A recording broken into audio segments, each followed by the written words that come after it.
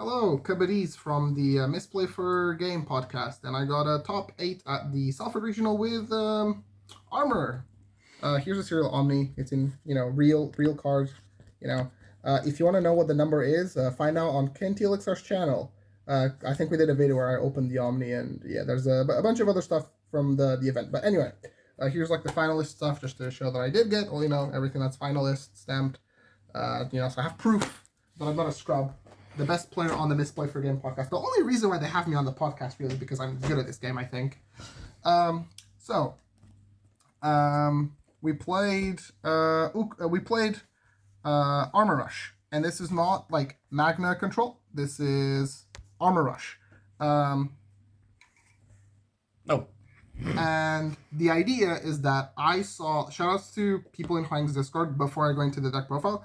I want to give a shout out to Playgoo and Llama. Llama especially, like, he helped me so much with the deck. Like, he walked me through like how to play, what the cards that I need to play, and like the play style and matchups. Playgoo, he was the first one to do well with this deck, and his list was a little bit weird. He was the person playing the Pomu and the Pillow, but it worked for him.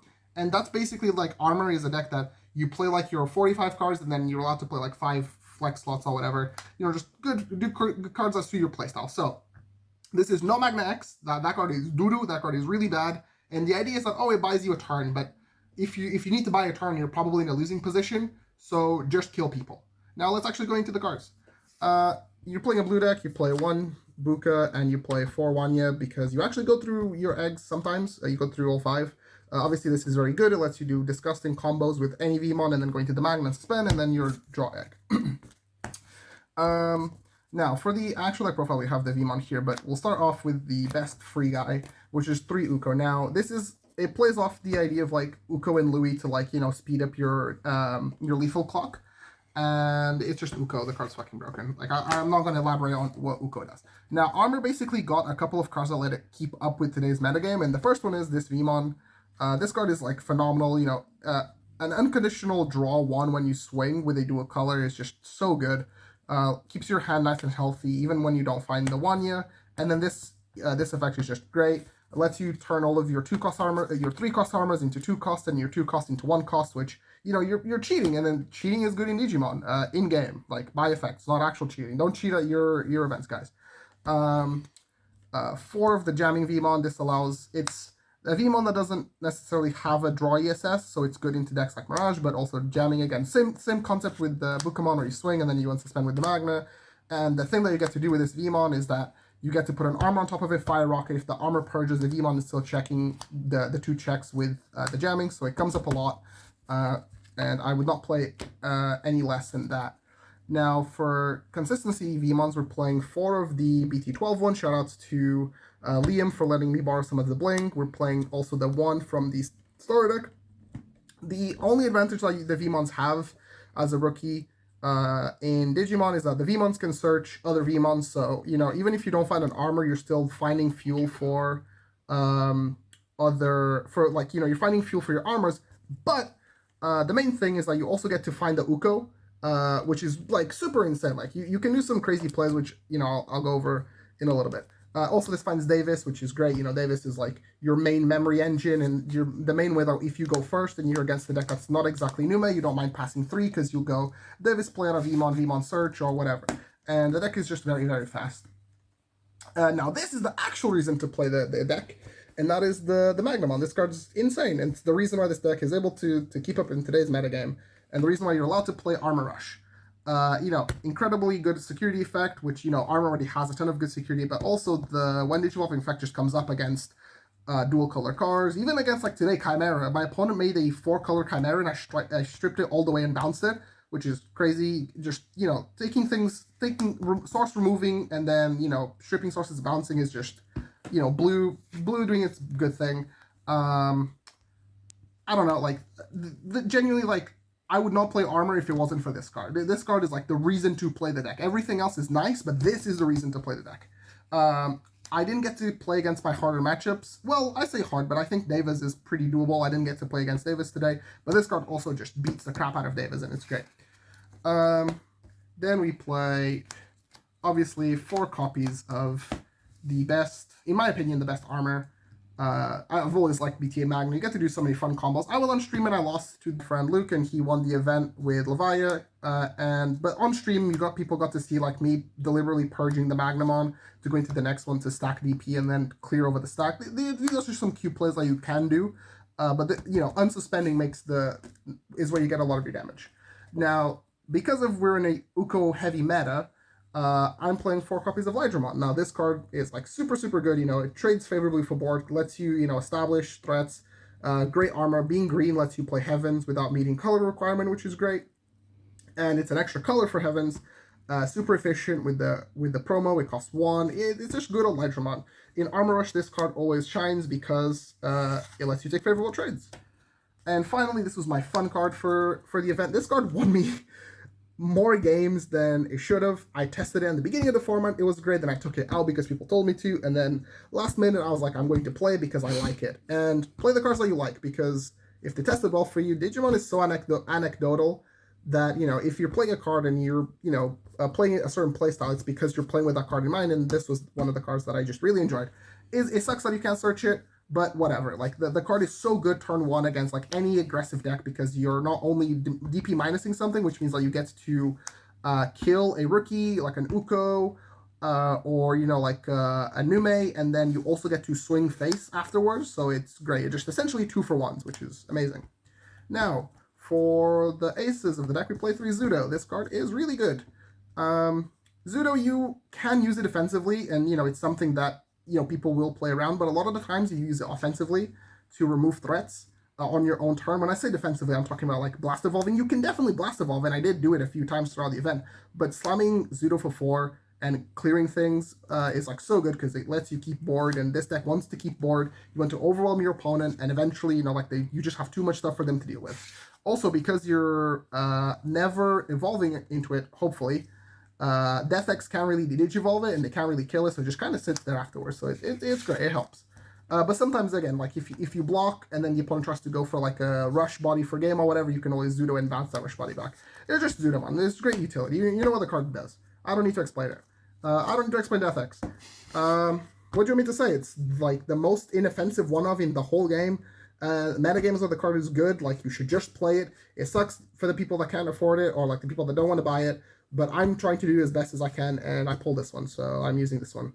Good card. The most forbidden combo that you get to do with Death X is with either Zudo or with the Magnamon, and you get to strip the level 5, and then Death X to digivolve them into a 4, and then, delete the 4 afterwards. Same thing with the Zudomon. So these really help in combination with this to just full board wipe when you're behind, which is great. Because you draw so much of your deck, you're going to draw into your unsearchables. So, best tamer, Davis. You can play less than 4 if you're playing like a Mem Setter or the Viken, but because my list was so aggro-oriented, I wanted this turn 1 to develop my board and help me play out the Search of Emon to find the rest of my pieces and let me keep tempo.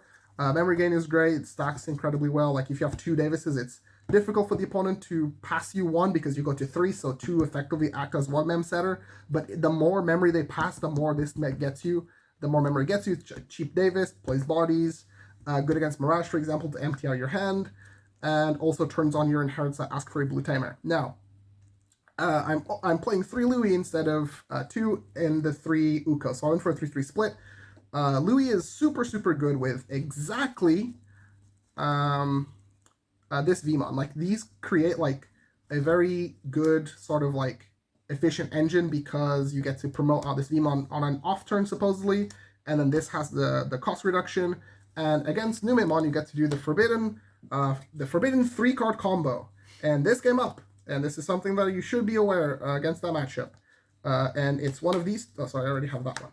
And basically, the combo is, if the Numemon player, rarely, if they pass you 2, they're evolving in the back. If they're greedy and play up front, they'll pass you 3. You go Vmon in the back. You play the Louis suspend, you pass your opponent you gain and you go to 1 memory, and then this Vmon will have the reduction, so you can evolve into Lydra or Goldie for a cost of 1, so you're still at 0, and you get to basically remove whichever body they played out very early on. They're definitely not bigger than 5 or 6, and you clear the body, you drew a card, and you have an armor on field. Next turn your hatch, you're creating a lot of pressure. Forbidden 3-card combo, but be aware of it, because if it comes up, it wins you the aggro mirror matches. And now, because we're playing low to the ground armor deck, we're not playing, Bombo cards, we're not playing Magna X, or those, cards that take a lot of space and have limited utility. We get to play the good security cards. So we have Training for consistency, very important, but then we play 3 Fire Rocket, 3 Heaven's Judgment. Yeah, I mean, this is good into random blocker decks as a security bomb, like Fenrir, it came up, and Heaven's Judgment, you full clear something, you keep your armors, and next turn you ask your opponent, clear my stuff, or I'm swinging for game. Good in security, it's Heaven's Judgment. The card's broken, and it will just get better. And then finally, my fun card, we're playing 1 armor texture. They're like, oh, but this is not the max rarity version one, because it's not shiny, but this one has Digimon on it, and has the correct text, so we play that one. Forbidden combo with armor texture. As long as you meet the color requirement, I learned this 2 days before the event. If you have Louis or Uko, let me grab these cards. If you have Louis or Uko, you still have a white source to cast the armor texture, so you don't have to trash an armor. So let's say, for example, you have, I don't know, that's a bad one. That's a bad example. That doesn't usually come up. Let's go into this guy. You don't have to trash an armor to evolve into an armor and then suspend. So you can swing this with jamming, and then you use texture, and again, you go into any of your armors, for example, the Gold V, and then this will unsuspend it, and then you can either trade into something, or you can, pressure or whatever. Again, forbidden combos, but these small little things is what got me, wins throughout the day. Okay, so quickly going to go through some matchups. Played against Machine Run 1, played against Gababon, which was my cameraman and my roommate. Matchup sucks. The matchup fucking sucks for both of us. Both of us. Both of us. Played against Black or Greymon round 3, but it was a much slower Black or Greymon base using a lot of the star deck cards. Played against Levi round 4 on stream, and I lost to the undefeated player, the player that won the event. So can't be too upset about that. Shoutouts to Luke. Shoutouts to Luke. He bumped up my resistances, which was great. Then I played against somebody who's sort of like in the same area as me. I've known this person, and he was on Numa. I beat him, and then in the finals I played against Fenrir, and this match was, it was sort of emotional because I had lost to this player last time, the day 2 event. They were playing Hunters, I was playing Bloom, and essentially I got to get my, not revenge, but I got to get my run back, and they had also beaten Emily a couple rounds before, so it was I was basically playing for the 2 of us, and it was cool, and I managed to win because the matchup is hard, but I did what I could, and I won.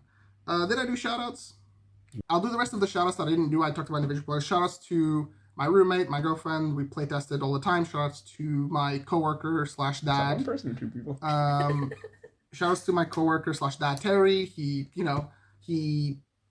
was good because I was helping him with his decks. So I was playing a lot of the meta decks, and it meant that I kind of knew how those decks played. So I played a lot of the other decks that were not just this. Shoutouts to my actual team people, shoutouts to Liam. I wish I told him to play Armor the night before. He probably would have done it instead of playing Mirage.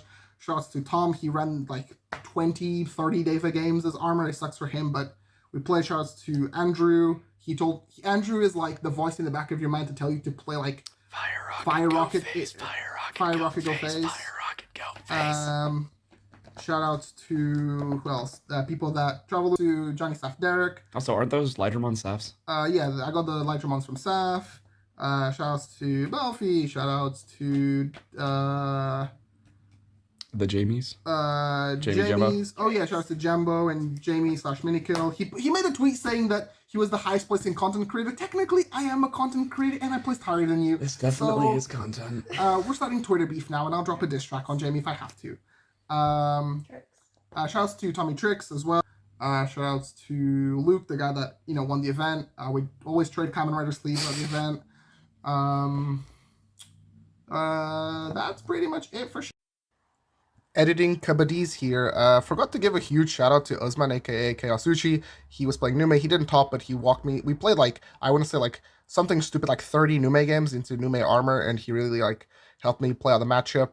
And yeah, he stayed with me for the weekend. It was a sick time, and big shout outs to him. Back to the video. Shout outs, and I'll see you guys at Games X, where I'm probably going to be playing Tyrant. There's no point hiding what deck I'm playing.